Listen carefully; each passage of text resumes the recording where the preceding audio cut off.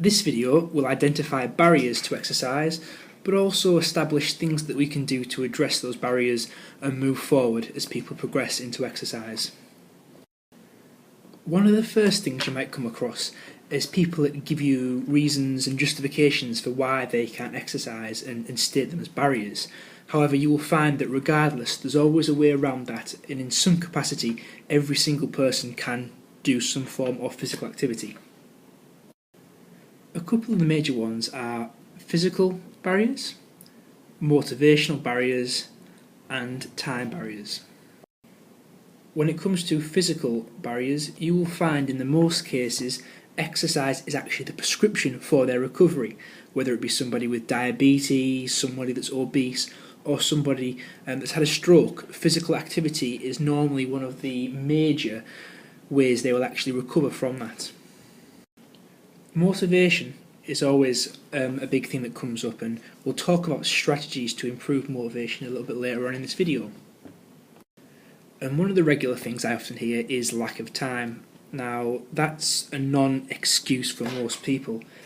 To be honest, if you think about it, if you're putting away 3 to 5 hours a week to be physically active and exercise, as a percentage of the overall time available you've got in the week, it's absolutely nothing. So there really isn't a reason why you couldn't exercise between 3 and 5 hours a week to meet guidelines. So what can we do to improve client adherence? Well, the first thing, realistically speaking, is to make the sessions fun and engaging.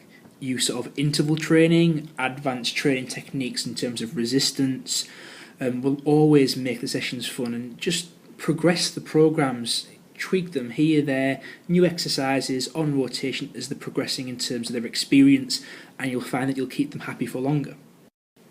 Have a think about what they like and what they don't, and that's something you can factor in when planning the program.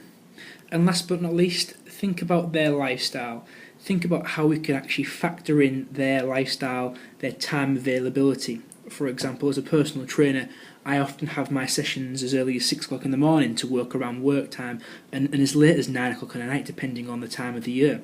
So you can do certain things, you can factor things in to ensure that clients are adhering and you are linking it towards their preferences.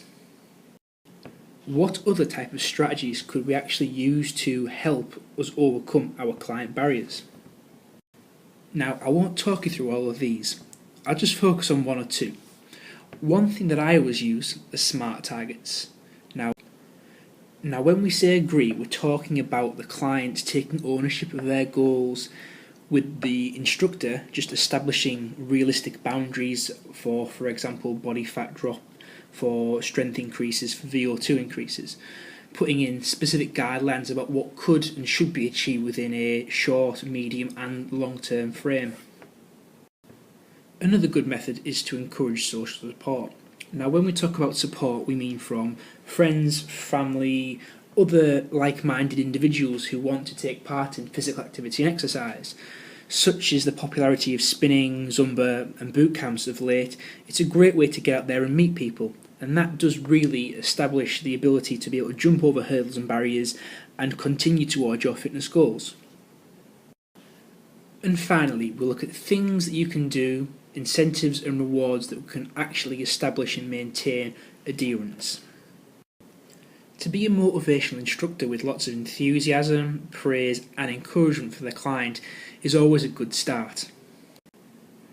Education about the health benefits of regular exercise should also be promoted. If you can do this, they're more likely to adhere and take ownership of their own health. And lastly, we're talking about external rewards or internal rewards, and things that are used a lot by health and fitness clubs, such as gym challenges, for example rowing competitions, triathlons that you'll often see, most calories lost within a month for example.